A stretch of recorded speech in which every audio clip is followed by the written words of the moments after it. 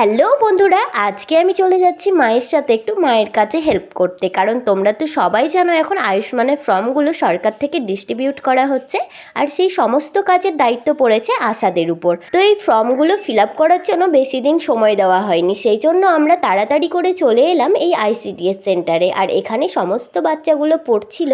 আর এই যে এই সুন্দরভাবে ডেকোরেশন করা রয়েছে এই সেন্টারটা, দেখতে তো ভীষণ ভালো লাগছিল।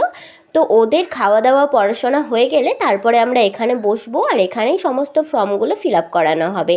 আর এখন সবাই চলে গেছে, তাই মা আর আমি বসে পড়েছি এই সমস্ত ফর্ম নিয়ে। আর এই যে এতগুলো ফর্ম এখন সবাইকে দিতে হবে, তারপরে আবার জমা নিতে হবে। তো আজকে ছিল ভীষণ কাজের প্রেশার।